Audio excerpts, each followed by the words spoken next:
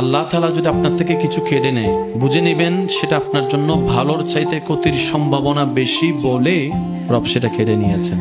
রব দেখছে আমার বান্দা থেকে যদি এটা আমি কেড়ে নিই, সে কষ্ট পাবে 2 বছর, কিন্তু এটা যদি বান্দার কাছে থেকে যায় কষ্ট পাবে আজীবন।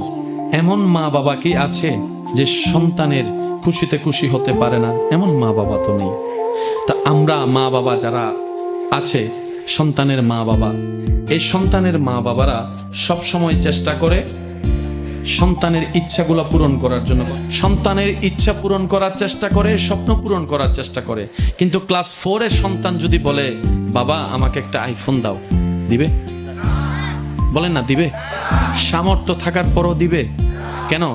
মা বাবার জ্ঞান বলছে এটা তার লাভের চাইতে রব্বুল আলামিন তার চাইতে বেশি ভালোবাসে। মা বাবা আমাকে যতটুকু আপনাকে যতটুকু ভালোবাসে, এই জিনিসটা আপনার আমার একটু বোঝা দরকার।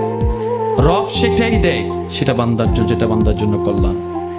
বান্দা চেয়ে নেওয়া আর রব খুশি হয়ে দেওয়ার মধ্যে আসমান জমিনের পার্থক্য আছে না নাই? কারণ আপনি আমি ভালো মনে করে অনেক সময় 1 নম্বরের জায়গায় 2 নম্বর নিয়ে আসি, আর রব যখন খুশি হয়ে যাচাই করে দিবে তখন সেটা 2 নম্বর হওয়ার সুযোগ নাই। এই জায়গায় আমাদেরকে একটু ধৈর্য ধরতে হবে। না পেয়ে হতাশাতা নয়, বরং না পাইলেও বলবেন আলহামদুলিল্লাহ, পাইলে বলবেন আলহামদুলিল্লাহ। দেখবেন আল্লাহ আপনার জন্য ভালো, যেটা সবচাইতে ভালো সেটাই আপনার জন্য এনে দিবেন। বলেন না সুবহানাল্লাহ।